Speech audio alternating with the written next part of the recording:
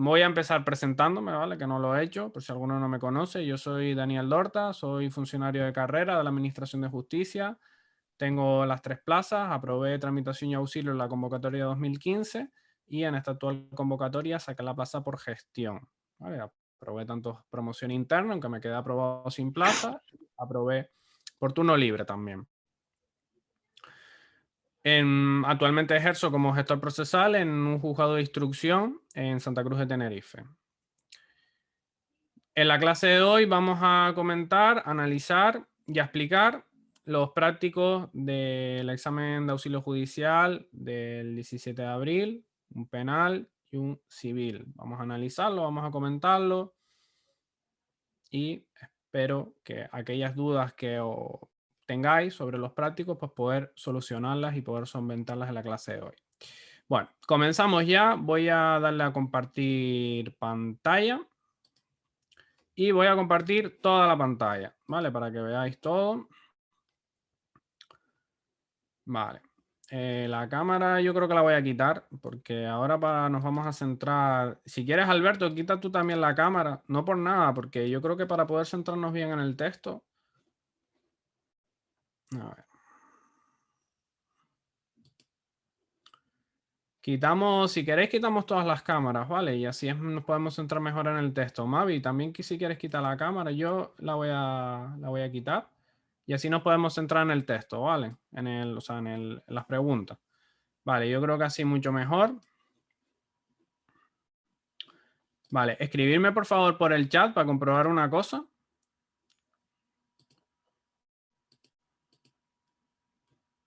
Vale, perfecto. Sí, sí se me sale aquí.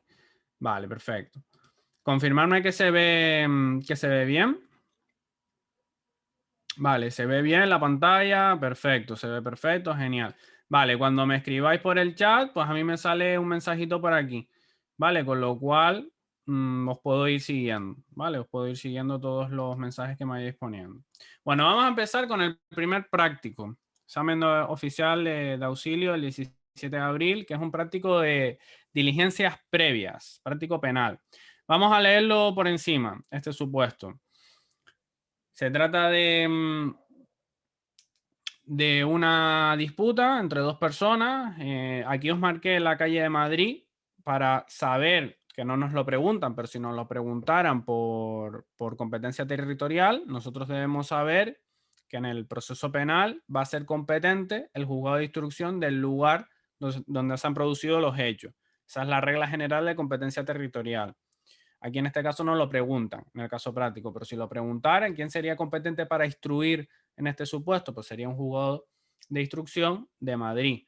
¿Vale? Esa sería la regla general. Ya sabéis que la única excepción es en materia de violencia de género, en el que es competente el juzgado de violencia sobre la mujer. O sea, en materia de violencia de género es competente el juzgado de violencia sobre la mujer del domicilio de la víctima. ¿Vale? Ahí cambia la competencia. En el resto de supuestos siempre va a ser por el lugar donde se ha cometido el hecho delictivo. Bueno, pues aquí sabemos que el hecho es en Madrid, por lo cual serían competentes el Partido Judicial de Madrid. Y aquí, pues bueno, nos dicen que se pelearon una discoteca, tal. Importante, puntos de sutura. Bueno, de cara a contestar el caso práctico no es tan importante, pero bueno, porque el caso práctico ya te invita a contestar, o sea, ya te ponen de manifiesto que son unas diligencias previas, pero si fuera un poquito más difícil este caso práctico de penal, pues y nos obligara a distinguir entre el delito leve de lesiones y las diligencias previas y el delito menos grave de lesiones que va por diligencias previas, ahí nosotros siempre nos fijamos en si la lesión ha producido algún tipo de tratamiento. Si ha producido tratamiento para su curación, como pueden ser los puntos de sutura, automáticamente ya estamos en el ámbito de las diligencias previas. Ya ese tipo penal se califica, esa conducta se califica como un delito de lesiones menos grave. ¿Vale? Esto es algo que se hace en la práctica procesal, en el día a día. Lo puede hacer o bien el gestor procesal o directamente la magistrada o magistrado instructor o el letrado o letrada de la Administración de Justicia. Depende un poco de la cultura del juzgado, pero es una cuestión que se ve, ¿vale? Y que el día de mañana ustedes, cuando seáis tramitadores, gestores procesales y os lleguen los atestados, pues es una cuestión que siempre se mira, ¿no? Ha habido puntos de sutura, ha habido algún tipo de tratamiento quirúrgico para saber calificar el delito y saber si se tiene que tramitar como juicio sobre delito leve o como diligencias previas del procedimiento abreviado.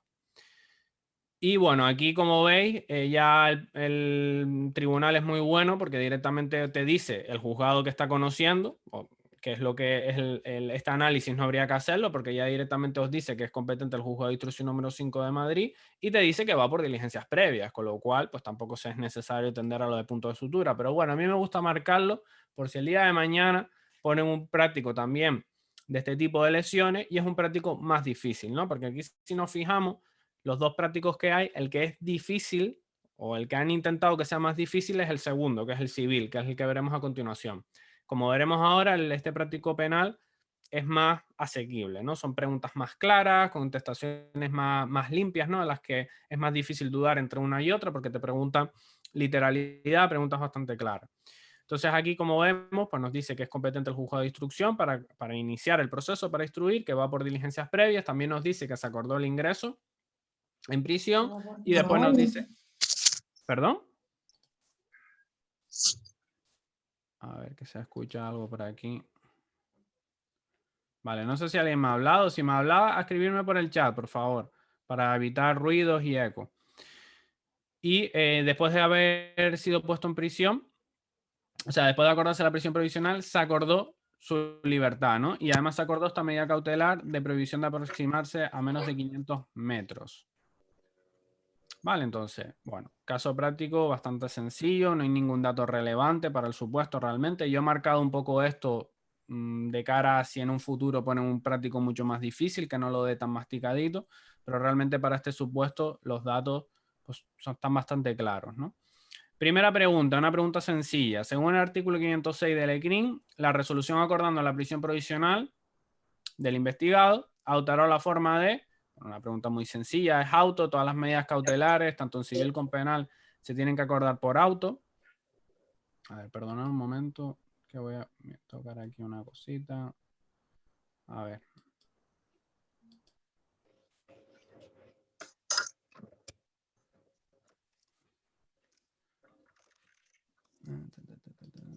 Vale, somos 84 personas ya, bastante.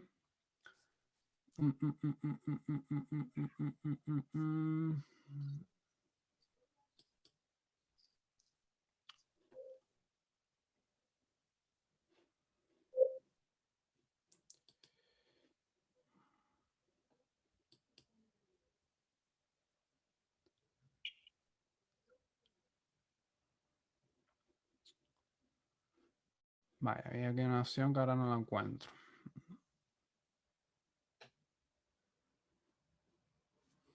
Bueno, da igual.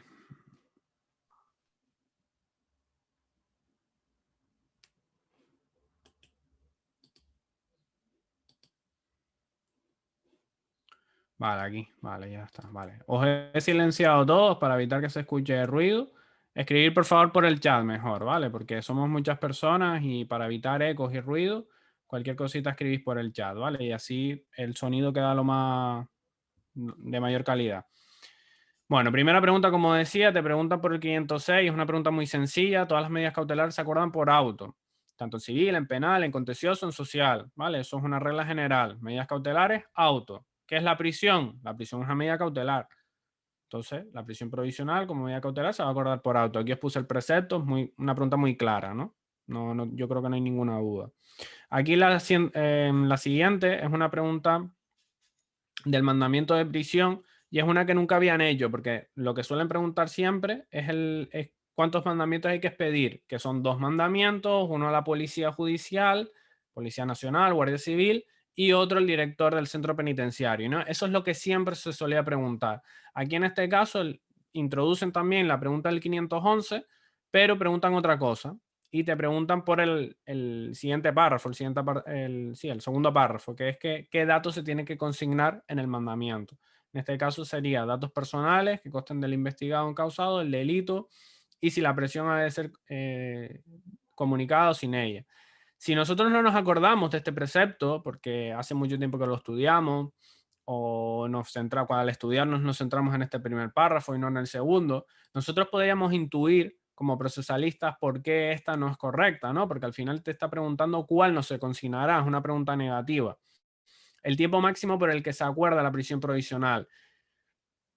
cuando se acuerda, cuando la ley regula el plazo máximo de la prisión provisional, establece la duración máxima que puede tener por todo aquello del derecho fundamental a la libertad, porque una persona no puede estar en prisión de forma indefinida sin haber sido condenada, ¿no? Porque cuando hablamos de prisión provisional estamos hablando de una persona que no ha sido condenada. Se acuerda de la prisión provisional para un fin, para evitar su fuga, evitar que destruya pruebas, para evitar que atente contra bienes jurídicos de la víctima, para evitar la reiteración delictiva, ¿no? Entonces es una medida cautelar la prisión.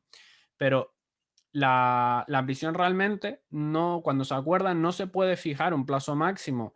Está el plazo legal, obviamente, pero ese no se contempla en la resolución, porque en cualquier momento el juez puede modificar y puede pasar a acordar la libertad provisional. Es decir, en la práctica procesal, un juez, el juzgado de instrucción número 5 este de Madrid, cuando acuerda la prisión provisional, no va a decir, acuerda la prisión provisional por plazo de 2 años. Porque, ¿y por qué va a estar 2 años esa persona?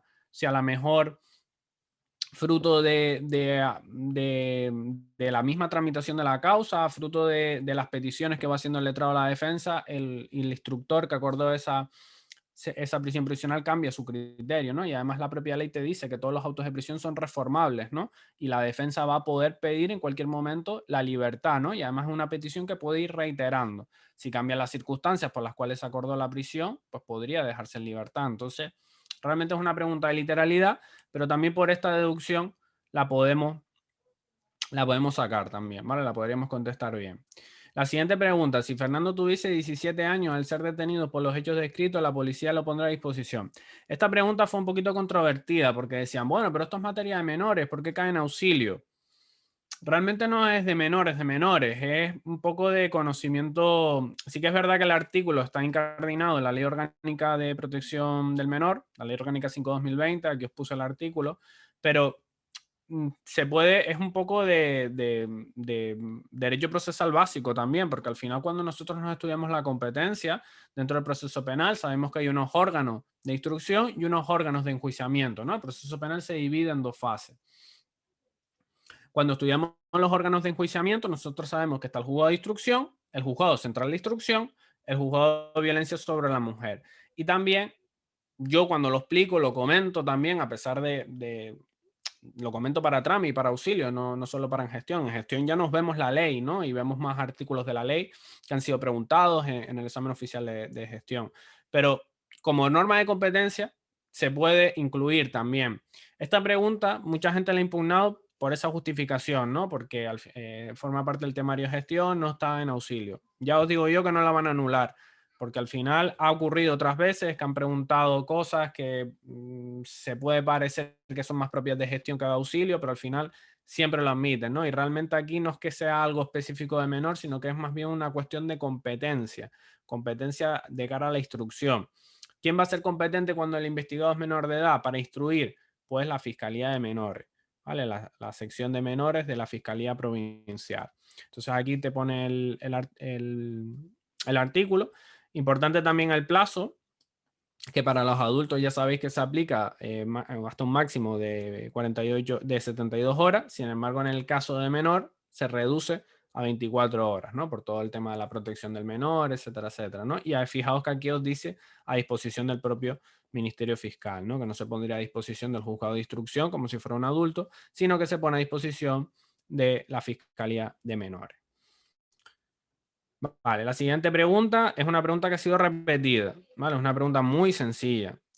¿Desde cuándo es necesaria la asistencia letrada? Pues desde la detención, ¿no? Aquí os puse el precepto, es una pregunta que ya ha caído varias veces. Realmente desde que se inicia el proceso penal, desde que se va a hacer alguna actuación con el investigado, es necesario nombrar al abogado. ¿Nosotros qué hacemos? Los funcionarios que estamos destinados en órganos de instrucción, pues cuando se cita al investigado para tomarle declaración, se le pone en la citación que deberá venir acompañado de abogado y que de no hacerlo, se le nombrará abogado de oficio o le asistirá al abogado de oficio. Entonces, cuando esa persona acude al órgano judicial, el auxilio normalmente, a la oficina judicial me refiero, al auxilio le suele preguntar, ¿usted ha venido acompañado del letrado? Si te dice que sí o si directamente viene acompañado del letrado, pues perfecto, ya ese letrado particular que ha designado le va a asistir en esa declaración. Pero si te dice que no, nosotros lo que hacemos es llamar al abogado que esté de oficio, que en todos los partidos judiciales, en todos los edificios judiciales, siempre hay un abogado que está de oficio porque lo nombran del turno de abogado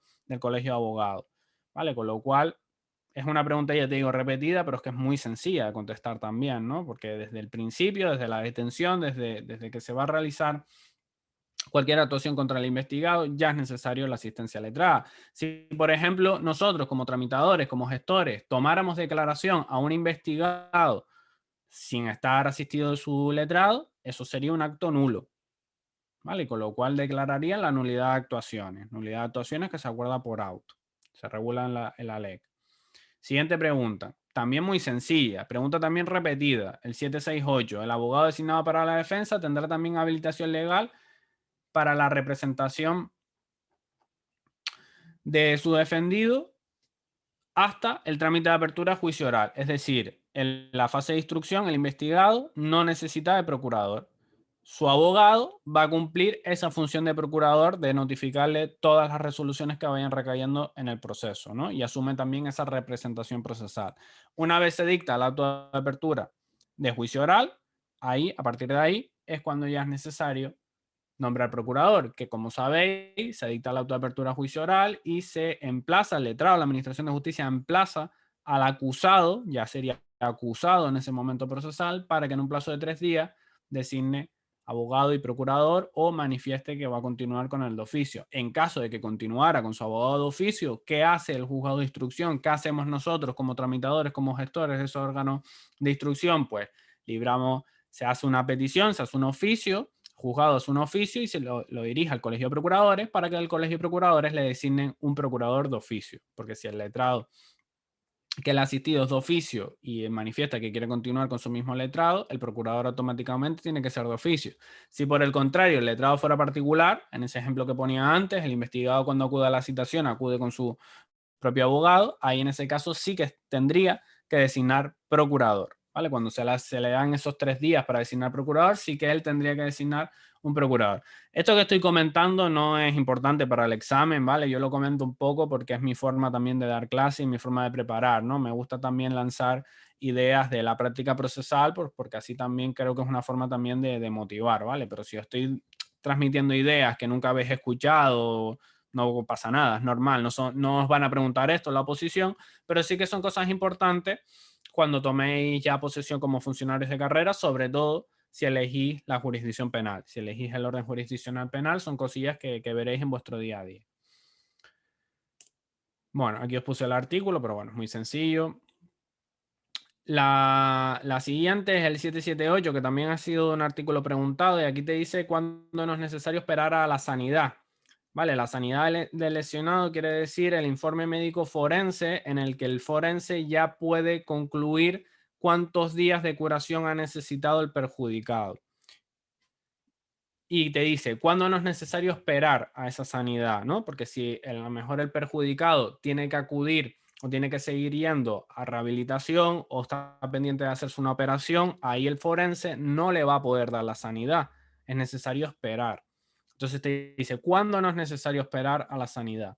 Y el 778, bueno, en primer lugar os puse aquí una idea que es importante también. No lo preguntaron en este práctico, pero sí que lo han preguntado otras veces. Te pone que en las diligencias previas el informe pericial podrá ser prestado solo por un perito cuando el juez lo considere suficiente. Sin embargo, en el sumario, en el cual se instruyen delitos graves, todo reconocimiento se hará por 2 peritos, ¿vale? Con lo cual, en las diligencias previas tenemos que el informe forense se va a hacer solo por uno, si el juez lo considera suficiente. En la práctica se hace casi siempre por uno. Y en el sumario, sin embargo, se tiene que hacer por 2, porque aquí el legislador es claro. Te dice, todo reconocimiento se hará por 2 peritos. Y el apartado segundo es el que nos preguntan, es el que nos están preguntando aquí. Y te dice que no será necesario esperar a la sanidad cuando fuera procedente el archivo o el sobrecimiento. Algo que, si no nos acordamos del artículo, es totalmente lógico y sencillo de contestar, ¿no? Porque si el juez de instrucción ha llegado a la conclusión de que no está debidamente acreditada la perpetración del hecho delictivo, o bien no hay un autor conocido, se va a acordar el sobrecimiento, con lo cual, pues si se acuerda el sobrecimiento, ¿para qué vas a esperar a la sanidad, no? Si al final la causa se va a archivar, se va a sobreseer. Con lo tanto, es una pregunta que, aunque es literalidad y es una pregunta sencilla, lo mismo que dije antes, si no nos acordamos del precepto y si sabéis un poquito de derecho procesal, se puede intuir cuál es la respuesta válida. Aquí nos preguntan por competencia. Te dice, en este caso de delito de lesiones, que es del tipo penal del 148, está castigado con pena de prisión de 2 a 5 años. Indica el órgano encargado de enjuiciamiento. Es una pregunta sencilla también, es del bloque de competencias del ECRIM y es el 14, el numeral tercero. Y aquí os lo puse, ¿no? Cuando sea pena privativa de libertad no superior a 5 años, multa cualquiera que sea su cuantía o pena de distinta naturaleza que no exceda de 10 años, pues va a ser competente el juzgado de lo penal. Esto hay que memorizarlo. ¿Vale? Es algo que es una idea importante y que hay que memorizar. Si excede de 5 años de prisión o si se trata de pena de distinta naturaleza, por ejemplo, una inhabilitación superior a los 10 años, ahí en ese caso, ¿quién va a conocer? La audiencia provincial, sección penal que corresponde. Por tanto, esta marcamos juzgado de lo penal, pregunta sencilla. Aquí nos empiezan a introducir preguntas de actos de comunicación del ECRIM. Y te dice que la cédula de citación contendrá, y bueno, aquí os lo puse el precepto, el contenido de la cédula de citación. Otras veces me han preguntado por ¿vale? Por la multa, por las consecuencias que tiene el no acudir a la citación. Pero aquí en este caso, pues es sencillo, ¿no? El objeto de la citación. Al final, pues si leéis un poquito, ¿no? Cédula de citación que contendrá, pues el objeto de la citación, ¿no? Pregunta sencilla también. Aquí en este caso sería si se tratara de una cédula de emplazamiento, esto sería una cédula de notificación. Bueno, una pregunta muy, muy sencilla. Los actos de comunicación se realizarán bajo la dirección de, pregunta repetida también, aquí nos vamos a la LEC, al artículo 151, apartado segundo. Ya sabemos que la LEC, la Ley de Enjuiciamiento Civil, se aplica de forma supletoria al resto de procesos, ¿no? Al proceso penal, al proceso contencioso y al proceso social. Este es un ejemplo de ello, ¿no? Cuando nosotros empezamos a estudiarnos la LEC, el artículo 4, que habla de la aplicación supletoria que tiene la Ley de Enjuiciamiento Civil, pues este sería un ejemplo. La Ley de Enjuiciamiento Criminal, cuando habla o cuando regula los actos de comunicación, dice que se aplicará la regulación prevista, en lo no previsto específicamente en la LECRIM, se aplicará la regulación prevista en la LEC. Entonces aquí te dice, los actos de comunicación se realizarán bajo la dirección del letrado de la Administración de Justicia. De todas maneras, lo mismo que decía antes, es una pregunta muy sencilla, porque si a lo mejor os pusieran el auxilio, en vez del gestor procesal o el tramitador procesal, os pusieran el auxilio, pues ahí un poco ya os harían dudar, pero realmente el juez, yo creo que está claro que no es, y el gestor procesal de tramitadores que está clarísimo, ¿no? Porque realmente el precepto te habla de dirección bajo el LAG y después te dice se ejecutarán, es decir, serán realizados por el funcionario de auxilio y, en su caso, el procurador que lo solicite, ¿no?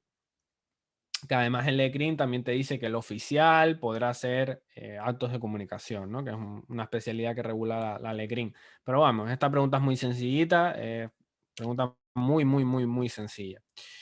114. Según el artículo 174, aquí seguimos con actos de comunicación. Cuando no se pueda practicar una notificación por haber cambiado de domicilio y el funcionario que va a practicar esa notificación no sepa cuál es la nueva, ¿qué hace? Pues se hará constar en la cédula original, ¿vale? Esto es literalidad, es el 174 y es la cédula original, es la que se incorpora a los autos. En el proceso penal, la cédula original no se le entrega al quien se dirige el acto de comunicación, sino que la cédula original se firma por el destinatario y se incorpora a los autos. Y obviamente, si hay que hacer constar algún hecho de trascendencia, como puede ser eso, que no vive allí o que ha cambiado de domicilio, que ya no se sabe, pues el funcionario lo hace constar en la cédula original y esa cédula original es la que se queda incorporada a los autos. En cualquier caso, una pregunta de literalidad. Fijaos que respetan toda la literalidad del artículo, no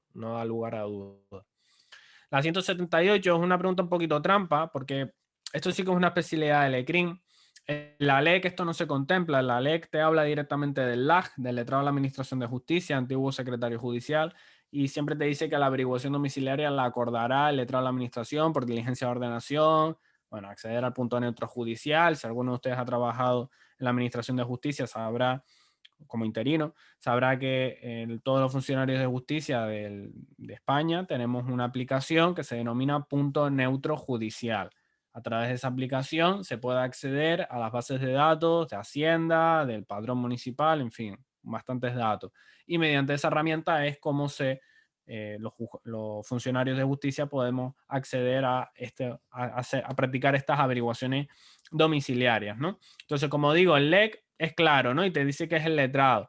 Aquí podríamos, a lo mejor, alguna persona podría pensar que es el LAG, pero realmente si nos vamos a la literalidad del artículo 178, fijaos, es claro, te dice, el juez de instrucción ordenará lo conveniente para la averiguación y después es el letrado el que se dirija a la policía judicial, registros oficiales, etcétera, ¿no? Con lo cual, pues esto en vuestra propia ley marcarlo y tenerlo en cuenta, ¿no? Que es como una especialidad del ECRIM, porque esto en civil no tiene cabida, ¿vale? En civil es directamente el letrado de la administración quien dicta diligencia de ordenación y quien procede a hacer esa averiguación domiciliaria.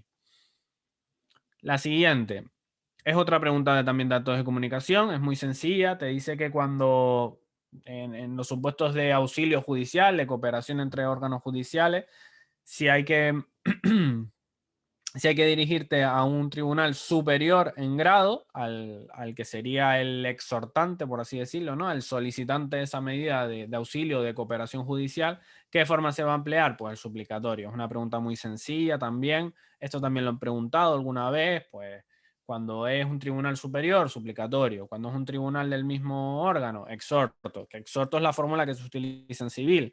En civil solo se utiliza exhorto. En penal el legislador hace esta distinción, ¿no? Entre exhorto cuando es mismo grado, suplicatorio cuando es superior y cuando es un órgano inferior al que se solicita hacer determinada actuación, la ley habla de carta orden, ¿no? Aquí tenéis el precepto, es bastante claro.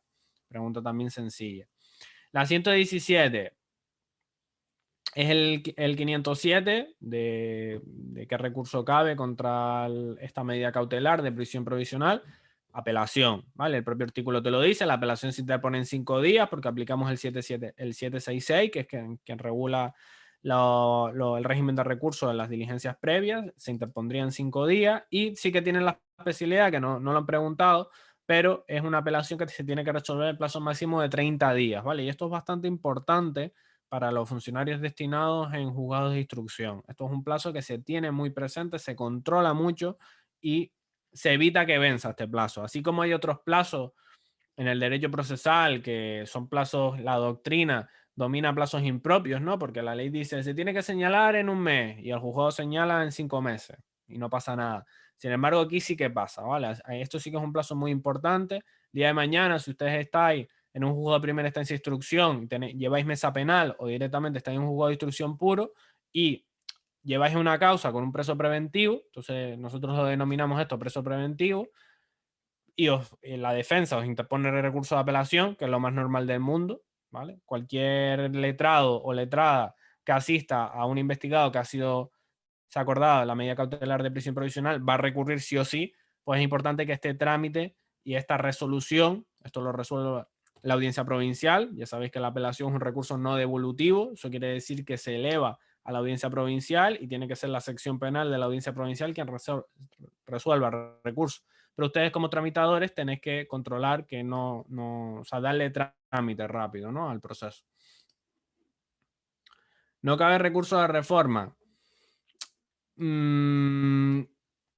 Sinceramente, la ley, si te fijas, no se pronuncia. Yo nunca he visto en la práctica, en todos los años que llevo trabajando en instrucción, que se interponga reforma contra autos. De hecho, en el pie de los autos que yo he visto de prisión, no se pone que quepa reforma. Cada apelación por este 507. De todas maneras, la reforma no aparece. Si te fijas, cabe reposición, que aquí la reposición en penal sabes que solo cabe contra diligencias de ordenación y contra decretos del LAG. Contra ninguna resolución judicial cabe reposición en LECRIM, a diferencia que en civil sí que cabe reposición contra autos, con lo cual la reforma no te la ofrecen y pues aquí lo que comentaba antes, ¿no? Que es un examen bastante claro. Si pusiera reforma y apelación, ¿qué tendríais que hacer? Pues marcar apelación, porque es lo que te dice el precepto, ¿no? Recurso de apelación. Vale, perfecto. Vamos a continuar. Aquí el 118 es una pregunta de plazo, es muy sencilla. Yo siempre le digo a todos a mis alumnos que las preguntas de plazo no se pueden fallar, ¿vale? Y quien haya fallado esta pregunta, pues tiene que estudiar más porque es una pregunta de plazo. Nosotros como procesalistas, esto no lo podemos fallar. ¿vale? Y además, si hay alguien interesado en preparar también gestión, además de trámite y auxilio, este es el examen de auxilio, pero esta pregunta la pueden preguntar en el examen de gestión de la siguiente convocatoria 2019, o de la convocatoria 2020, o de la convocatoria 2021. ¿Vale? Los plazos estos son plazos que hay que dominar. Incluso es algo que además yo creo que han preguntado ya, el 789 lo han preguntado. Pues 5 días, ¿vale? Aquí lo tenéis. La sentencia se dictará en 5 días a la finalización del juicio oral. ¿Vale? Artículo 789. Pregunta de plazo. La 119 está dentro del bloque de fianzas y embargos, que son otras medidas cautelares que se pueden acordar. Que este tipo de medidas cautelares va orientado a asegurar la responsabilidad pecuniaria que pueda imponer la sentencia, es decir, si la sentencia contempla algún tipo de indemnización o tiene algún tipo de pronunciamiento en materia civil, pues mediante estas medidas, la fianza, los embargos, se puede asegurar que el día de mañana, cuando el investigado sea declarado culpable, pues haya dinero para resarcir al perjudicado. Entonces, una pregunta sencilla, es el 590, te dice que las diligencias o sea, todas las actuaciones sobre fianzas y embargos se instruirán en piezas separadas, al igual que ocurre con los autos de prisión y de libertad provisional con fianza, que también se acuerdan y se tramitan en piezas separadas. La siguiente es otra vez el 789, pero aquí te preguntan el siguiente apartado y bueno, simplemente te dice que se podrá dictar sentencia oralmente en el juicio, documentándose en el acta con expresión del fallo y una sucinta motivación sin perjuicio de la ulterior redacción. Esto es una especialidad del proceso penal en el que uno de los principios es la oralidad. Si ustedes os vais a civil, el bloque de artículos de la ley que regula las sentencias y las resoluciones, que es del 206 al 222 de la ley, te dice que en el proceso civil nunca se podrán dictar sentencias orales. Sin embargo, en el proceso penal vemos que la ley permite al juez dictar sentencia oral, sin perjuicio de documentar la resolución, ¿no? Incluso el plazo para recurrir la sentencia se iniciará una vez se notifique la sentencia ya redactada, ¿vale? No se inicia desde que el juez la dicta en la propia sala, sino que se empieza a computar desde que se le notifica por escrito la sentencia. Aquí tenéis el precepto, bastante clara la idea. El 786, que es otro artículo que ha sido preguntado, te dice en los supuestos en los que el investigado investigado acusado debidamente citado, no comparece a el señalamiento, no comparece a la fecha del juicio. El día del juicio no va al juzgado, no va a la sala donde está citado, ¿no? Te dice qué ocurre en estos supuestos, se tiene que suspender, no se tiene que suspender.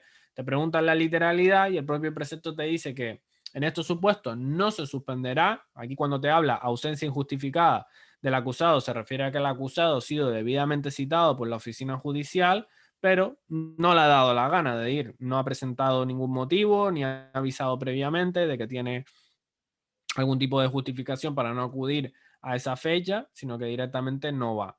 Entonces te dice, ¿se tiene que suspender? ¿No se tiene que suspender? Pues aquí el precepto es claro y te dice que cuando se trate de delitos en los que la pena solicitada no exceda 2 años de privación de libertad, 2 años de prisión, es decir, hasta 2 años de prisión, o si fuera de distinta naturaleza, no exceda de 6 años. En este supuesto, no será necesario suspender siempre que el fiscal manifieste que existen elementos suficientes. Bueno, el fiscal o la acusación particular en caso de que haya acusación particular personal. Con lo cual el juez aquí, el órgano ya de enjuiciamiento, aquí estaríamos ante el juez de lo penal, no ante el juzgado de instrucción, sino ante el juez de lo penal, no estaría obligado a suspender si el fiscal considera que hay elementos suficientes para el enjuiciamiento, ¿no? Y siempre teniendo en cuenta estos criterios de la pena. Aquí tenéis el artículo, que es bastante claro, es literalidad. Aquí nos vamos a civil otra vez. Fijaos que a pesar de que es un práctico penal, hemos visto 2 preguntas de LEC. Una de los actos de comunicación y también la ejecución, que es otra materia que en base a ese principio de aplicación supletoria del derecho civil, la LECRIM, cuando regula la ejecución, dice los pronunciamientos civiles que se ejecuten por un juzgado penal se tramitarán conforme a las normas previstas en la LEC, en la Ley de Enjuiciamiento Civil. Pues aquí tenemos un ejemplo, ¿no? Te dice, si se hubiera acordado el embargo de bienes del investigado, ¿cuál de los siguientes bienes se embargaría primero? Conforme al orden establecido en el 592. 592 es un artículo muy preguntado. Yo siempre le digo a mis alumnos que es un artículo que hay que memorizar, porque además se presta mucho ser preguntado en el tercero de gestión también. Es un artículo que vale la pena memorizar porque es muy, muy preguntado. Convocatoria tras convocatoria lo preguntan en auxilio, lo preguntan en gestión, lo preguntan en trámite, lo preguntan en el test de 100, lo preguntan en el caso práctico, lo pueden preguntar en el tercero de gestión, con lo cual es un artículo muy importante. Aquí os lo puse, aquí está este orden, y aquí os puse el orden en el que se embargaría. Primero, joyas y objetos de arte. Segundo, rentas en dinero. Tercero, intereses, rentas y frutos de toda especie. Y por último, el salario. ¿Vale? Este es el orden del 592, apartado segundo. Insisto, artículo muy importante. El 44 bis, otra medida cautelar, ¿vale? La orden de alejamiento. Esta es una pregunta un poquito más difícil, ¿vale? Quizás de las más difíciles del supuesto. Te dice que para la adopción de la medida de alejamiento, no es tan difícil, ¿vale? Ahora leyéndola no me parece tan difícil, ya os pregunto por qué. Para la adopción de la medida de alejamiento acordada no se tendrá en cuenta, ¿no? Lo mismo, una pregunta negativa. Igual que antes nos preguntaban por el mandamiento qué datos no se tenían a la hora de fijar ese auto acordando la prisión provisional, aquí lo mismo, ¿no? ¿Qué criterios no se tienen en cuenta? Es una pregunta negativa. Aquí el precepto te lo dice claro, ¿no? Te dice, se tendrá en cuenta la situación económica, los requerimientos, la situación laboral. Pero si no nos acordamos del precepto, si a lo mejor nos hemos estudiado el 544 TER, que suele ser el que siempre más preguntan, y esto no nos suena tanto, ¿cómo podemos nosotros saber qué es esta pregunta? ¿Cómo podemos deducirlo nosotros esto? A ver, voy a darle aquí, como dice antes. Voy a silenciar. Vale, ¿cómo podemos hacerlo? ¿Cómo podemos deducirlo? Bueno, si ustedes os fijáis, dice el tiempo que reste para la celebración del juicio oral. Claro, si nosotros nos vamos al supuesto de hecho, aquí el supuesto de hecho te está hablando de unas diligencias previas. Es un proceso que se está iniciando. De hecho, aquí el supuesto te lo dice. Vamos a volver para arriba para leer el párrafo concreto que lo dice. Te dice, el 7 de septiembre fue puesto en libertad, es decir, las previas. Bueno, no te dice la fecha de incursión de las previas, probablemente la fecha de incursión de las previas coincida con este 14 de julio porque el investigado habrá sido detenido. Aunque bueno, eso supuesto no lo dice. Bueno, no te dice la fecha de incursión de las previas, pero te dice aquí el 7 de septiembre que se le impuso, se acordó la libertad provisional y se le impuso la prohibición de aproximarse, ¿no? Con lo cual, esta resolución se acordó en la fase de instrucción, ¿no? Como medida cautelar, se acuerda la fase de instrucción. Entonces, en este momento procesal, el juzgado de instrucción no sabe cuándo se va a señalar. A ver, no sabe cuándo se va a señalar la fecha para el juicio. Dice, el tiempo que reste para la celebración del juicio oral. Claro, realmente no se sabe porque el señalamiento del juicio oral no lo hace el letrado de la Administración de Justicia al juzgado de instrucción. La medida cautelar la acuerda el juzgado de instrucción, pero es que el señalamiento y la fecha no la fija el juzgado de instrucción. El señalamiento lo hace el órgano de enjuiciamiento, el letrado de la Administración de Justicia del juzgado de lo penal.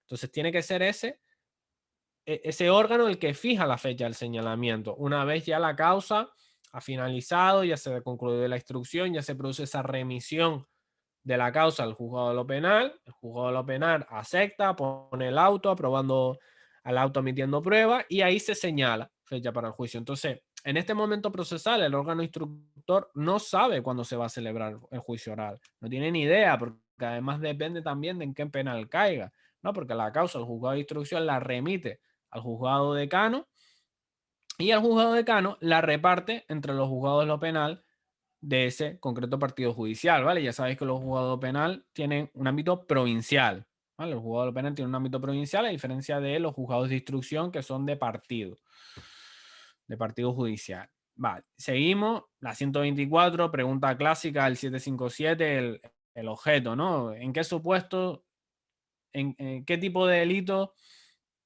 se instruyen por las diligencias previas? Pues delitos castigados con pena privativa de libertad no superior a 9 años, pena de distinta naturaleza o multa, o multa cualquiera que sea su cuantía, ¿no? Y aquí os puse las competencias, ¿no? Dentro de las diligencias previas, cuándo es competente uno y cuándo es competente otro, que es muy fácil, ¿no? Si se tratara de pena de prisión superior a 5 años, pues ¿quién va a ser competente para enjuiciar? La audiencia provincial. Si la pena de prisión es inferior a 5, pues el juzgado de lo penal. De las multas, cualquiera que sea su cuantía, siempre va a ser competente para enjuiciar el juzgado de lo penal.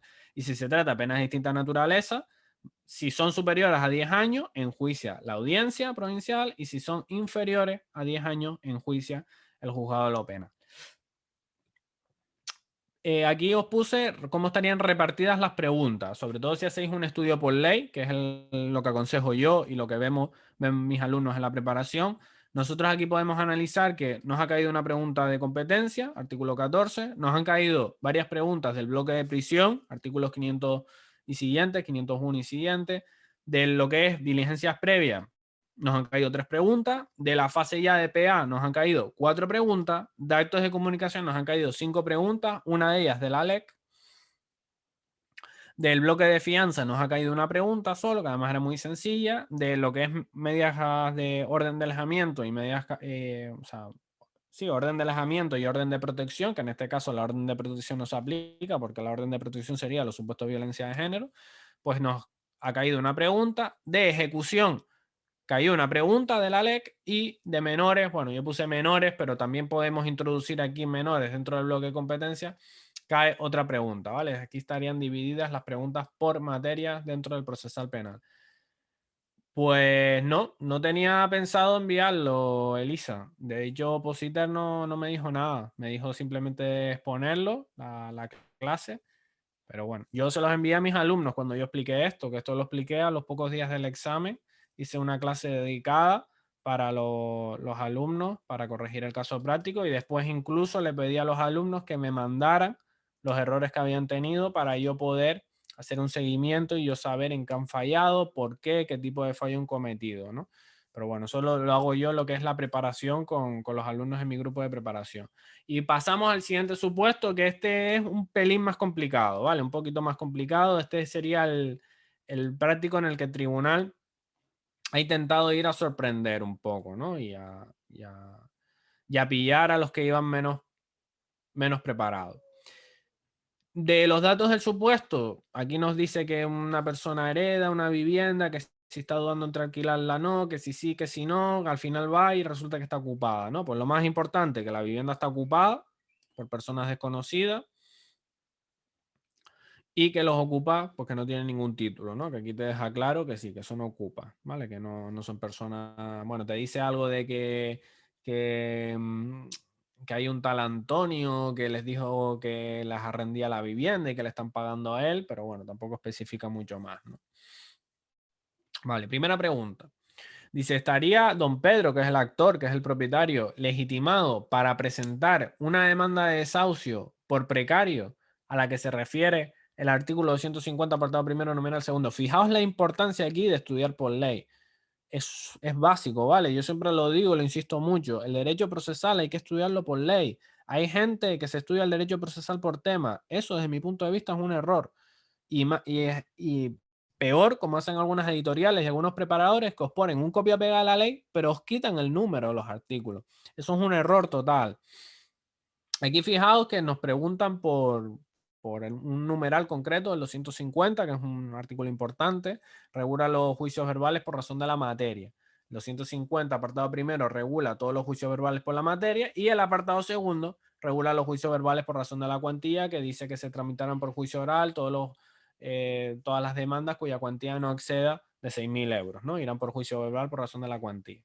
Aquí te pregunta por el numeral segundo, que es este, que te dice: los que pretendan la recuperación de la plena posesión de una vivienda cedida en precario. Bueno, y aquí puse plenario. Esto yo lo explico en la preparación. No voy a liarme aquí mucho a explicar qué es un sumario en plenario, pero bueno, me imagino que si tenéis ya cierta formación, sabréis distinguir cierta formación en derecho procesal civil, sabréis lo que es la diferencia entre un juicio verbal sumario y un plenario. Lo comento muy brevemente. Los juicios verbales plenarios son aquellos cuya sentencia despliega efectos de cosas juzgadas y en los que el objeto del proceso no está limitado, es decir, el demandado no está limitado a unos motivos de oposición tasados. Este sería un ejemplo. ¿Vale? El precario es un juicio verbal plenario, la sentencia despliega efectos de cosas juzgadas y es un proceso en el que el demandado puede alegar cualquier cosa, ¿vale? Los sumarios, por el contrario, son procesos a los que el legislador les trata de dotar de una mayor celeridad, y por eso el objeto del proceso está limitado, es decir, el demandado solo puede alegar como motivos de oposición a aquellos que prevé el legislador, y la sentencia que se dicta en esos procesos no tiene efecto de cosa juzgada. ¿Por qué es importante saber qué es un juicio verbal plenario y qué es un juicio verbal sumario? Es importante saberlo porque después nos ponen un caso práctico como de este tipo y nos preguntan si cabe la reconvención, que la reconvención de los juicios verbales no cabe si la sentencia no tiene efecto de cosa juzgada.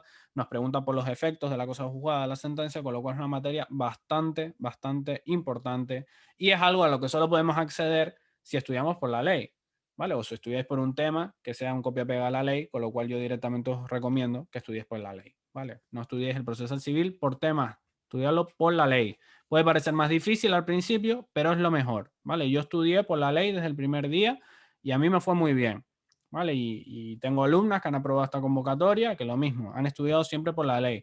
Tengo alumnas que han venido a estudiar por temas durante muchos años y ahora se han pasado a estudiar por la ley. Y tengo alumnas que estudian por temas y complementan por la ley. Yo al final les digo, mira, si vas a complementar por la ley, directamente estudia por la ley, ya. Y más sobre todo si te planteas presentarte a gestión, que en gestión el tercer ejercicio es derecho positivo puro. Es decir, te van a preguntar artículos, con lo cual ahí no te vale ningún tema.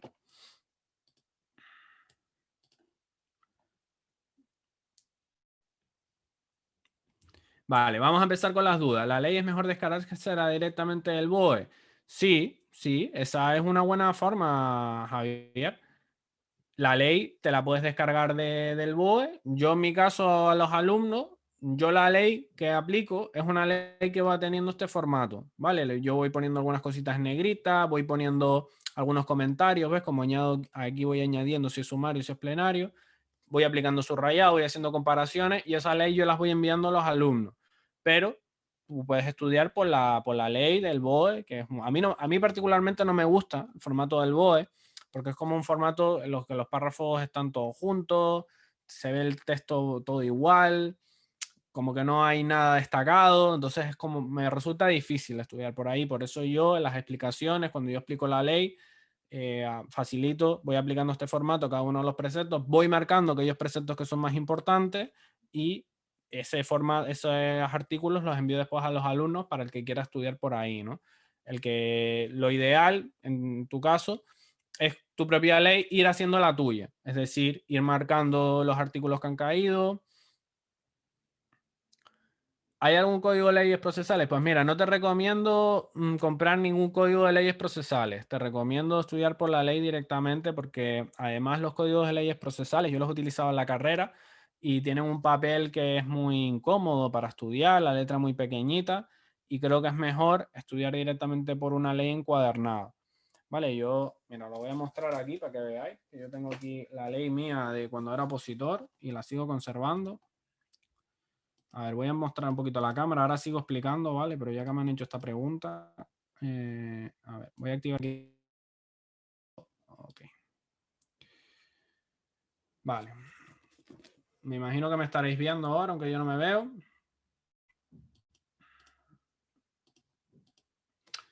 Vale, esta sería la ley mía, ¿vale? Está bastante arrugada, bastante hecha polvo, porque empecé con esta ley en el 2015 aproximadamente, así que imaginaos, todavía la conservo. Obviamente han modificado muchas cosas, ha habido que hacer muchos anexos y demás, pero yo particularmente soy de estudiar por la ley.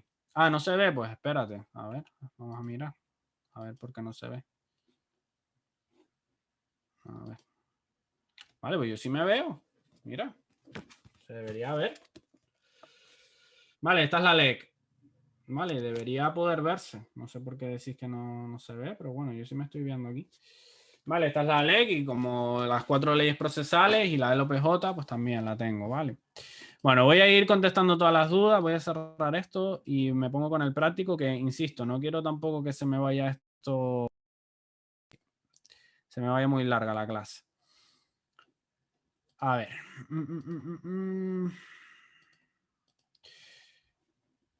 Sí, efectivamente, la cámara salía. Si ya se ha visto, se ve en pequeño, si es cierto, vale, si se ve el examen, vale, porque tiene el chat, vale, la pregunta va. Vale, ahora miramos lo de las nulas, vale. Me preguntas por la 125. Está, desde mi punto de vista, no es nula. Vale, de hecho, para mí, no hay ninguna pregunta nula en el caso práctico. ninguna. No sé si me quedó alguna...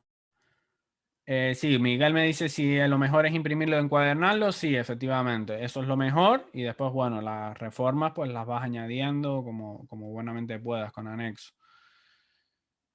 Aquí me dicen que si no hay contrato de precario. Realmente el precario no exige un contrato. Sí que es verdad que si por ejemplo, voy a cerrar aquí esto para que no... Si por ejemplo se hace un contrato de uso y habitación, que es un contrato distinto al contrato de alquiler, y después tú quieres recuperar la posesión de esa vivienda y la persona, el habitante que habita en esa casa no te la quiere entregar, pues la doctrina siempre ha dicho que se aplica, ¿no? El desahucio por precario. Pero realmente el precario en los juzgados de primera instancia se ha venido utilizando siempre para todos los desahucios de ocupa. Ya sabéis que lo que es la ocupación es un acto que despliega, o sea, que tiene dos tipos de consecuencias. O sea, se puede interponer demanda civil o denuncia. Denuncia que sería competente el juzgado de instrucción. Como juzgado de instrucción, o sea, lo que es la usurpación, que es la ocupación en el proceso penal se le denomina usurpación. La usurpación está tipificada como un delito leve.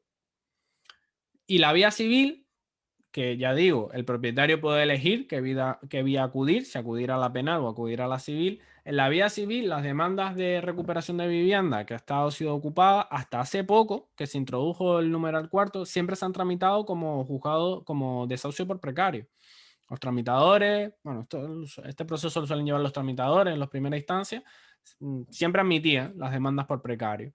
Una vez que se introdujo el numeral cuarto, los abogados tardó un poco, ¿vale? Es decir, el precepto entró en vigor y las demandas que seguían entrando eran demandas de desahucio por precario por lo mismo, para ocupación de vivienda.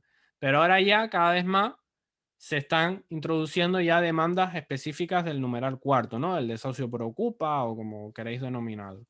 Entonces, para mí esta pregunta no es nula, ¿vale? No sé muy bien por qué se fundamenta, sí que lo he leído y varias personas por Instagram también me lo han comentado.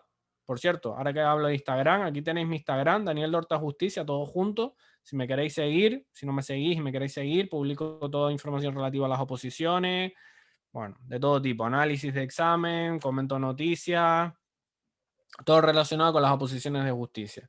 Y si no tenéis Instagram y tenéis Facebook, este es mi Facebook, ¿vale? Daniel Dorta Justicia, es igual pero separado. Por tanto, de la 125 yo no considero que sea nula. Bueno, voy a contestar aquí antes de pasar al siguiente. Perdón, entonces el 250 se refiere al precario igual. No, el 250, el numeral 2 se refiere al desahucio por precario, que es un proceso plenario.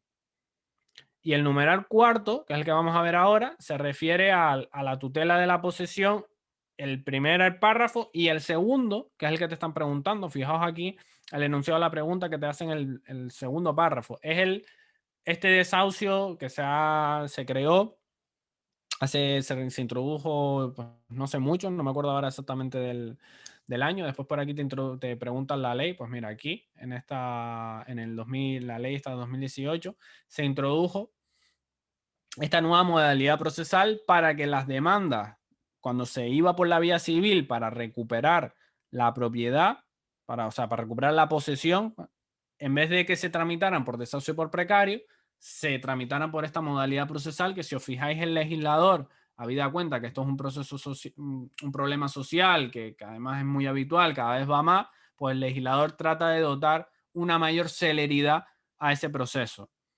¿Vale? Porque el desahucio por precario, insisto, es un proceso plenario y el desahucio aquí el legislador lo habla de precario del 250 apartado primero numeral cuarto. Nosotros en el juzgado lo llamamos desahucio de ocupa. ¿Vale? Yo lo llamo así, desahucio de ocupa. Entonces este proceso es mucho más rápido que el precario y además permite, como veremos después, que solicitar una medida cautelar que implica ya el lanzamiento del ocupa, ¿no? Sin necesidad incluso de llegar a juicio. Entonces, esta pregunta, la 126, es un poco más difícil que la anterior, bastante más difícil, porque aquí sí que te requiere dominar el precepto, porque te está preguntando, ¿está legitimado, Pedro, para presentar este desahucio por precario?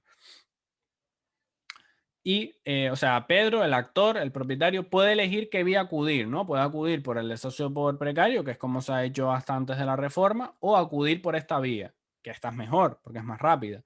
Entonces te dice, ¿está legitimado? Sí, está legitimado y hay que atender al artículo, porque después no vuelven a poner la misma pregunta, pero la respuesta cambia, porque te dice, podrán pedir la inmediata recuperación de la plena posesión de una vivienda o, o sea, podrán presentar la demanda, está legitimado la persona física que sea propietaria o poseedora legítima, las entidades sin ánimo de lucro y las entidades públicas. ¿Vale? Con lo cual, ¿puede Pedro, persona física, está legitimado para presentar la demanda? Sí, está legitimado para presentar la demanda, ¿vale? Por lo tanto, de esta estaría legitimado. Pero es que en la siguiente, la 127, nos dice, ¿puede la sociedad mercantil, la sociedad limitada, interponer la demanda de desahucio por precario? Del 250, apartado primero, numeral 4, párrafo segundo. Aquí sí que hay que contestar no.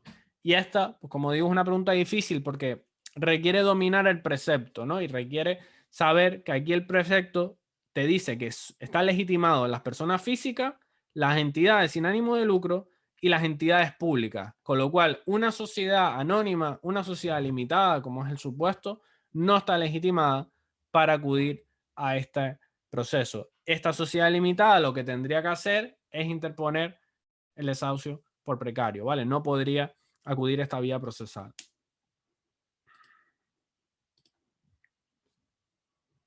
No. Diana me pregunta, ¿ocupas y precario es igual? No. No. O sea, el precario es un proceso del numeral segundo, que es un proceso plenario, y el desahucio de ocupa es un proceso sumario. O sea, que son procesos totalmente distintos que llevan trámites distintos.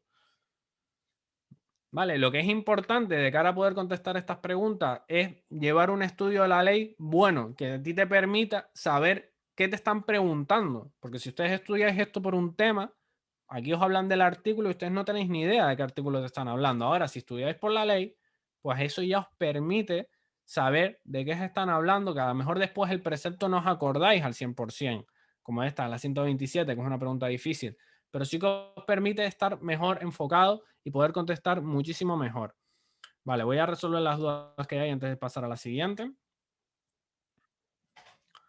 Vale, Diana ya le contesté. ¿Por qué preguntan por el... ¿Por qué preguntan? Pues porque o sea, los exámenes judiciales, los exámenes de justicia, siempre se suelen preguntar distintos procesos, ¿no? Si os acordáis o si sois veterano, o sonará también que otras veces preguntan por algún caso práctico de violencia de género y os meten preguntas del divorcio, que es el divorcio, ¿no?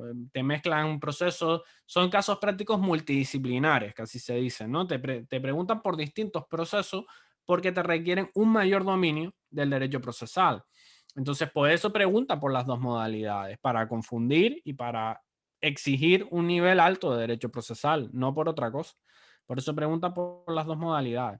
De la misma manera, insisto, que nos pueden preguntar por unas diligencias previas en un ámbito de violencia de género y después ponernos preguntas del libro cuarto de la LEC en relación a la guardia y custodia, hijos menores y ese tipo, ¿no? En la pregunta 125, ¿cómo sabemos que el precario, si no especifica quién lo cede? A ver, ¿qué es precario este práctico si no especifica quién lo cede? No entiendo la pregunta. O sea, ¿cómo sabemos que es precario este práctico si no especifica quién lo cede? ¿Quién cede el qué? O sea, la vivienda, ¿quieres decir? Sí, entiendo que lo dices por esto, porque lo cedes en precario.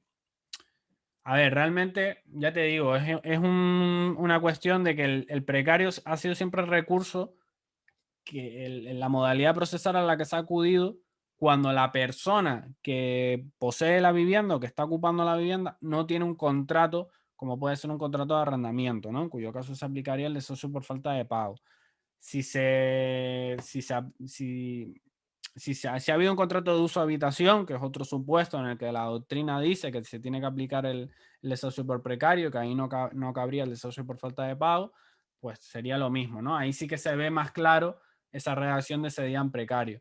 Pero aquí realmente, o sea, es una pregunta de procesal. ¿Sabes? Ya os digo, en la práctica del día a día de los juzgados de primera instancia, las demandas para recuperar la posesión por ocupaciones, hasta que se introdujo la modalidad procesal del numeral cuarto, se han tramitado siempre como desahucio por precario. Y de hecho, a día de hoy, todavía hay demandas que se introducen por esa modalidad para lo mismo. O sea, fijaos, ¿no? Costará hasta que se vaya actualizando, ¿no? La práctica, los letrados, y ya cada vez todas las demandas se introduzcan por esta vía. A ver, voy a contestar las dudas y seguimos. Hola. Vale, si no especificas el dueño, usufructuario ni cualquier persona con derecho a poseerla. Es que no te entiendo bien la pregunta, la verdad, Alberto. No sé qué te refieres. O sea, aquí te dice que Pedro es el propietario de o sea, el que está legitimado es el propietario, que es lo que te está preguntando. ¿Estaría legitimado Pedro como propietario para acudir a un desahucio por precario? Pues sí, o sea, está legitimado. Dices que solo podría imponer la C. Vale, si os fijáis, la B y la C, os fijáis que más o menos llevan a la misma respuesta, porque la B te dice, no, el no costar el título en el que ocupe la finca, solo podrás ejecutar la acción a través del declarativo correspondiente. Y la C te dice, solo podría utilizar el procedimiento del 250. No es excluyente, ¿vale? Este proceso no es excluyente del otro, es una vía, pero la persona puede decidir si acude a esta vía o no, pero no es excluyente. De hecho, estas dos respuestas, si las leéis con calma, os llevan a la misma consecuencia. Es decir, la B te dice el declarativo correspondiente y después la C te dice, no, solo procede por este verbal por materia, ¿no? Con lo cual te llevan a la misma respuesta. Eso es otra técnica que se puede usar también, que eso yo en la preparación lo explico y lo analizo con calma. Cómo en determinado supuesto, el leer distintas respuestas, podemos ya llegar a intuir cuál es la correcta, ¿no? Incluso sin tener ese nivel de derecho procesal que a lo mejor es necesario para poder contestar debidamente la pregunta.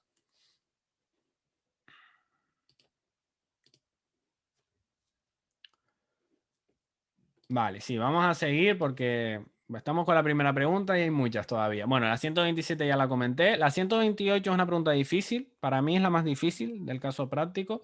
Es una pregunta que yo, si estuviera en el examen oficial y no me la sé, dejaría en blanco, porque es una pregunta complicada y es difícil de poder contestar. Entonces, para mí esto es un ejemplo de pregunta en blanco. Esto yo en la preparación lo comento también. ¿Qué tipo de pregunta hay que dejar en blanco? Pues este sería un ejemplo de pregunta que hay que dejar en blanco. Pregunta difícil esta. Para mí la más difícil del supuesto.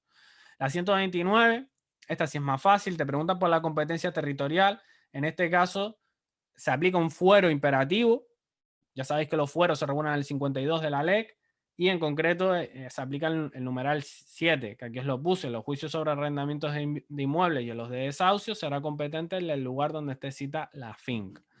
¿Vale? Con lo cual, en el desahucio por falta de pago, en el desahucio por precario, en el desahucio por ocupas del numeral cuarto del 250, se aplica siempre la competencia territorial del juzgado de primera instancia del lugar donde esté la finca. Por tanto, 129 se de casa, esta sí que es mucho más clara. La siguiente es mucho es fácil también, te dice que será preceptiva la intervención de abogado y procurador en este verbal por materia, el 250, numeral cuarto, pues sí, y además en todos los verbales por materia es preceptiva la intervención de abogado y procurador. ¿Vale? Por tanto, se de casa, aquí os los puse, los artículos, el juicio verbal por razón de la cuantía, cuando no exceda 2.000 euros, es cuando no es preceptiva la intervención de abogado y procurador, pero como digo, en todos los verbales por materia es preceptivo.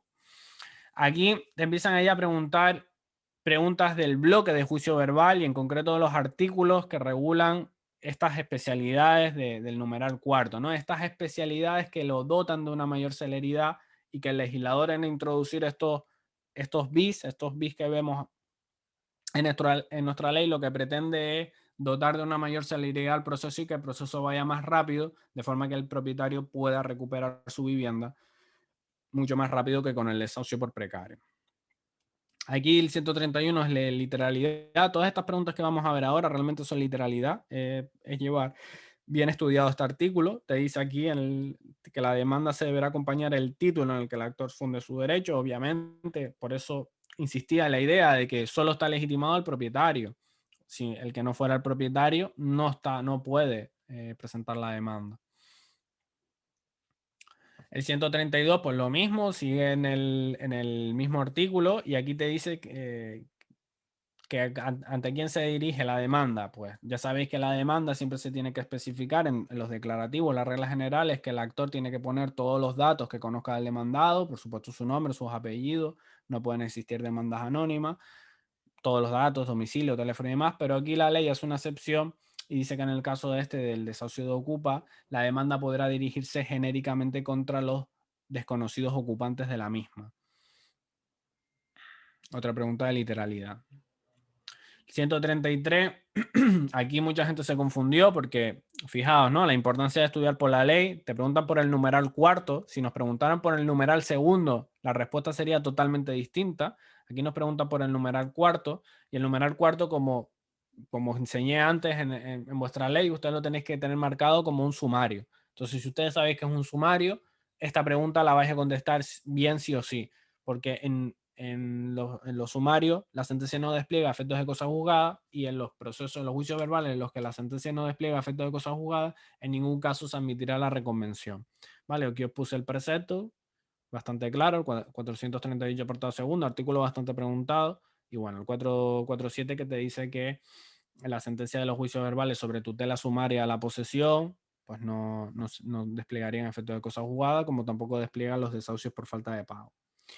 El 134 es otra pregunta del bloque de juicio verbal, en concreto de este apartado, y lo mismo, una pregunta de literalidad, es una especialidad del proceso civil, porque si bien en penal hay una cooperación mutua entre el juzgado de instrucción y las fuerzas y cuerpos de seguridad a la hora de practicar actos de comunicación, en civil pues eso no se ve, ¿no? En civil los actos de comunicación se practican por el procurador, por el auxilio, pero nunca suele aparecer los funcionarios de la fuerza y cuerpo de seguridad. Sin embargo, aquí sí, ¿no? Aquí la ley hace una excepción y dice que a fin de que se pueda identificar a esas personas, pueden ir acompañados de funcionarios de la gente de la autoridad, Policía Nacional, ¿no? Nosotros aquí en Santa Cruz de Tenerife va la Policía Nacional de cara a hacer esta identificación. Aquí el precepto te lo dice, ¿no? A efecto de proceder la identificación del receptor, quien realice el acto de comunicación podría ir acompañado de los agentes de la autoridad. 135 es otra pregunta de literalidad, es del bloque de juicio verbal, en concreto de este apartadito, y te dice que es realmente aquí te preguntan un artículo, te hacen 4 preguntas del mismo artículo y te van preguntando por la continuación del artículo, ¿no? Con lo cual, pues, aquellas personas que no lleven este bloque tan bien preparado, el bloque de juicio verbal, y en concreto no se hayan detenido a estudiarse bien estas especialidades, pues estas preguntas las habrán contestado mal, pero es un error de falta de estudio, quizás, más que de otro tipo, porque la pregunta en sí es clara, ¿no? Fijaos que aquí te dice, ¿no? Te van ofreciendo 5 días, 6 días, ¿no? Y al final, pues, una pregunta de literalidad, que hay que saberse lo que insistía antes, hay que saberse mucho los plazos en el procesar. Te dice que el decreto de admisión de la demanda requerirá a los ocupantes para que en 5 días aporten justificación de su situación posesoria. ¿Vale? Si el demandante ha solicitado esta inmediata entrega, que esto es una cautelar que solicita, que es una opción que tiene el actor en su demanda, solicitar esta medida cautelar para que antes incluso de que recaiga sentencia se pueda recuperar la posesión de su inmueble, ¿no? La posesión de la vivienda. Entonces se le dan 5 días a los ocupantes para que aporten ese título, ¿no? Ese título que ellos manifestaban tener, que decían que tenían un contrato de arrendamiento con un tal Antonio, pues ahí el letrado de la administración les requiere para que aporten ese título a ver si es verdad. Y aquí te dice pues la consecuencia, ¿no? En caso de que no aportaran ese título, ¿qué va a hacer el tribunal? Pues si el actor ha solicitado la inmediata entrega y los ocupantes no entregan esa justificación, pues el tribunal va a acordar auto con acordando el desalojo. Fijaos que ya auto acordando la inmediata entrega, incluso antes de la sentencia, ¿no? De ahí la ventaja de esta modalidad procesal, y por eso se incorporó en la ley de enjuiciamiento civil esta modalidad procesal, porque al final se quería, al ser un problema tan común y al la sociedad reclamar una solución para este problema, el legislador introdujo esta modalidad para aquellos propietarios que se ven afectados por la ocupación de su inmueble, puedan incluso pedir esta medida cautelar de forma que pueden recuperar la posesión mucho más rápido, ¿no? Mucho más rápido que con la modalidad que se venía usando hasta ahora, que es la del desahucio por precario. Aquí tenéis el apartado, si no se aporta tal, auto, inmediata entrega. Y ahora te siguen preguntando por lo mismo. Te dice, contra ese auto, ¿qué recurso cabe? ¿No? Contra el auto que acuerda la inmediata entrega y el desalojo de los ocupantes. Pues contra ese auto no cabe recurso alguno. ¿Vale? Pregunta de literalidad. Fijaos, un mismo artículo lo preguntan 3, 4 veces, ¿no? Distintas preguntas. Seguimos con el mismo artículo y te dice que cuando se acuerda esa medida cautelar de desalojo, porque el demandante así lo solicita y porque los ocupantes no justifican ningún título para estar poseyendo esa casa, para estar ocupando esa casa, aquí, ¿qué tiene que hacer el juez? Pues tiene que, si los ocupantes así lo han consentido, por eso cuando se les hace la citación, también en la citación se introduce un párrafo explicándoles que pueden acudir a los servicios sociales, etcétera, etcétera. Y aquí, si los ocupa han solicitado esa protección de los servicios sociales, el órgano judicial tiene que ponerlo en conocimiento a los servicios públicos, los servicios sociales, para que en un plazo de 7 días puedan adoptar las medidas. Lo mismo, nos preguntan otra vez el plazo, ¿no? Porque fijaos que aquí te hacen dudar entre 10 días, entre un mes. Otra pregunta de plazo, ¿no? Importante los plazos dentro del procesal. La siguiente lo mismo, ¿vale? Es otra pregunta del mismo apartado, continúa. Te dice, es una especialidad, porque fijaos que en el proceso, en los juicios declarativos, cuando no se contesta una demanda, ¿cuál es la consecuencia jurídica? La declaración de rebeldía, ¿verdad? Pues aquí en este supuesto procesal hay una especialidad y cuando no se contesta la demanda, se procede de inmediato a dictar sentencia. ¿Vale? Es una especialidad. Aquí no se declararían rebeldía a esos demandados que son ocupas, sino que directamente se dicta sentencia. Otra especialidad y otro instrumento que el legislador ha introducido en este procedimiento para dotar de mayor celeridad a estos procesos. Bueno, ya estamos terminando. Aquí no, bueno, siguen con el mismo, el 441 bis, te dice que una característica de los sumarios, ¿no? Que en los sumarios, así como en el desahucio por falta de pago, que es otro juicio verbal sumario, el demandado solo puede oponer el pago o que cabe la enervación, son las dos únicas motivos de oposición que pueda alegar ante una demanda de desahucio por falta de pago. Aquí en este verbal de ocupas del 250 apartado primero numeral 4, el demandado solo puede contestar la demanda alegando que tiene título para poseer la vivienda o alegando que el actor no es el propietario de la vivienda y que por tanto no estaría legitimado. Esos son los dos únicos motivos de oposición que se puede alegar, ¿vale? Lo insisto, porque es un juicio verbal sumario. Y bueno, literalidad también. Ahora te preguntan la continuación y te dice que si se dictara sentencia estimatoria, esa sentencia es ejecutable y no es necesario que transcurra el plazo de 20 días, ¿vale? Previa solicitud del demandante sin necesidad de que transcurra, que esto es igual que en el desahucio por falta de pago. Esto es exactamente igual. Vale, ya sabéis que para solicitar la ejecución de una sentencia hay un plazo de 20 días que regula el artículo 548, pero este plazo de 20 días no se aplica, por ejemplo, en los monitorios, no se aplica en la sentencia condenatoria de procesos monitorios, no se aplica tampoco aquí al desahucio de ocupas ni al desahucio por falta de pago. La 142, el 446, que es un clásico, ha sido muy preguntado siempre en las oposiciones a justicia, te dice que contra los autos sobre admisión e inadmisión de pruebas, ¿qué recurso cabe? Pues va a caber recurso de reposición que se resuelve oralmente y contra esa resolución cabe protesta. Es decir, contra ese auto denegatorio de recurso de reposición se puede interponer protesta a efectos de esto, ¿no? A efectos de, a recurrir contra la sentencia, poder pedir ante la audiencia provincial esas pruebas que fueron denegadas por el juzgado de primera instancia. El 143 te vuelve a preguntar por el efecto de cosa juzgada, que nos lo preguntaban en otra en relación con si cabía o no la reconvención, y aquí lo vuelven a preguntar. Pues obviamente aquellos opositores que habían fallado la otra pregunta, pues esta también la habrán fallado, ¿no? Como decía, el numeral 4 sumario, por tanto no despliega efecto de cosa juzgada. 144, el régimen de la rebeldía. Te dice que La sentencia en caso de que se hallaren en paradero desconocido, ¿cómo se notificará, no? Porque, bueno, yo dije rebeldía porque el 497 regula la rebeldía, pero en este proceso, en esta modalidad, no se declaran rebeldía al demandado, sino que directamente se le dicta sentencia condenatoria, ¿no?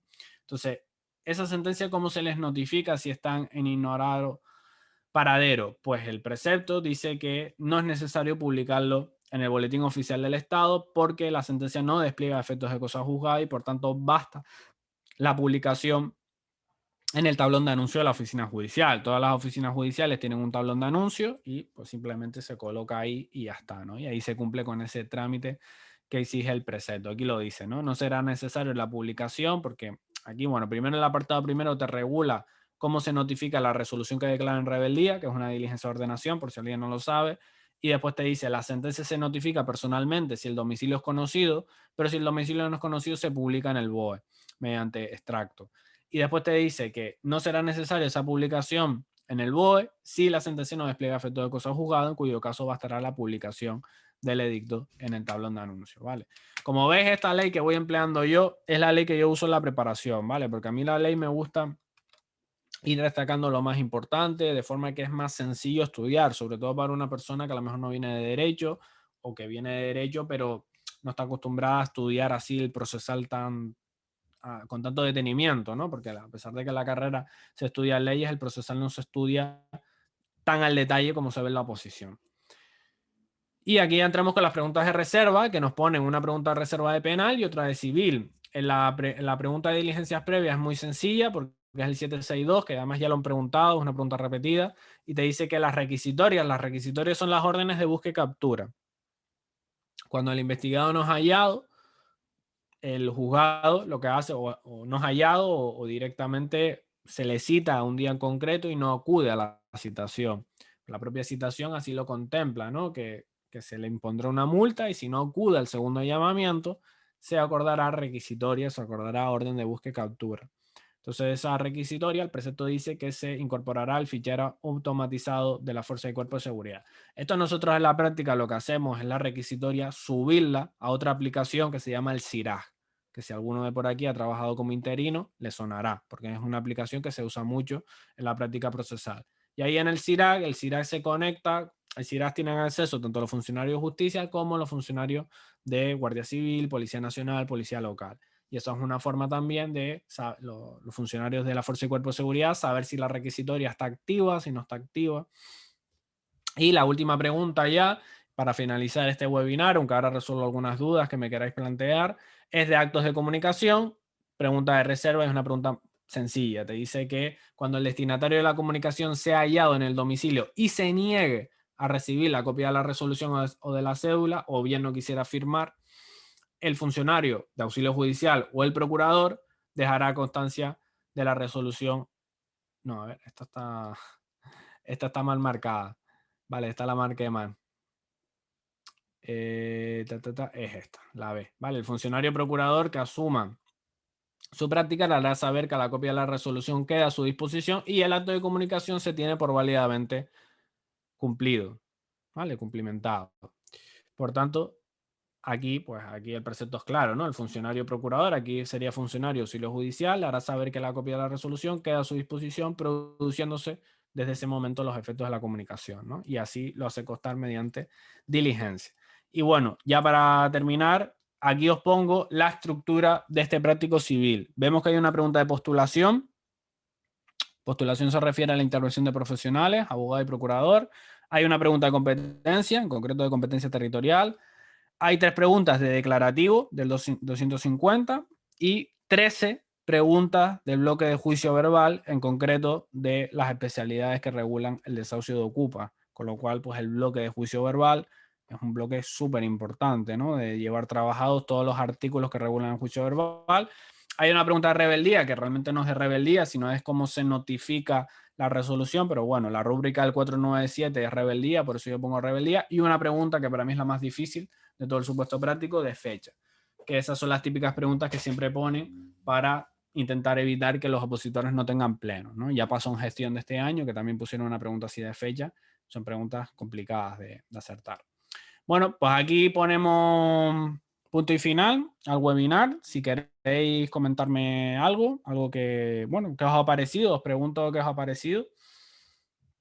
Sí, Diana, puedes preguntarme por audio, sí. No sé si me oyes. Sí, te escucho perfectamente. Mira, perdona, es que yo te preguntaba varias veces porque, claro, como en todas las preguntas te dicen desahucio por precario, y entonces por eso digo, pero entonces lo de los ocupas, si no es precario, ¿por qué te está hablando el párrafo? ¿Entiendes? Sí, por eso el tribunal acertadamente te pone el numeral. Porque como te Claro, pone te pone el numeral, tú ya sabes qué proceso te está hablando. A sí, pesar de que los llame siempre desahucio tal, tú ya sabes con el numeral qué proceso te está hablando. claro, pero al poner el número 4 todo el rato y entonces si no es precario y te está diciendo desahucio por precario, es lo que confunde, porque si el precario es el numeral 2. No, pero no te tiene que confundir porque si tú has estudiado por la LEC, tú sabes que el numeral 4 regula lo que regula. Entonces Sí, yo pero no. al poner, es la palabra precario, que es lo que me ha liado. Ya, sí, yo sinceramente nunca he escuchado en los juzgados de primera instancia que se le denomina así. Normalmente siempre se le denomina desahucio por ocupas, verbal de Claro. ocupas también se utiliza. Pero bueno, al indicar el precepto yo creo que no hay duda. Si no indicara el precepto, ahí ya sí te digo que puede ser nula la pregunta. Pero al indicar el precepto es que no hay ninguna duda. Entonces, precario, como tú decías, será el numeral 2, lo que es Sí, precario, precario. efectivamente. Muchas gracias. Vale, pues bueno, cerramos aquí, simplemente ya para despedirme. Si os ha gustado la explicación, si queréis ver una clase mía, que yo soy preparador de las oposiciones a justicia, estáis invitados, os invito a las clases. Yo doy clase todas las semanas, tengo un grupo de preparación, podéis ver una clase de muestra sin compromiso para que veáis. Usamos esta técnica de corregir, sobre todo cuando ponemos casos prácticos, lo corregimos detalladamente y también explico la ley. También explico los temas de parte general, yo explico todo. Tenemos un sistema específico de preparación, que es el sistema con el que yo saqué las plazas en su momento y la acabo de sacar ahora gestión procesal, como digo, con lo cual pues tengo bastante fresco todo. Y pues eso, si queréis, estáis invitados a ver una clase de muestra, me contactáis por aquí, a este correo electrónico, preparadordanieldorta@gmail.com o por Instagram, Daniel Dorta Justicia, ¿vale? Por cualquiera de estas dos vías me contactáis, me decís, Dani, he visto tu clase o tu webinar a través de Opositer, me gustaría estoy interesada en preparar contigo, me gustaría ver una clase de tu grupo de preparación y podéis ver una clase sin compromiso y si queréis incorporaros a la preparación, pues todavía me queda alguna plaza libre.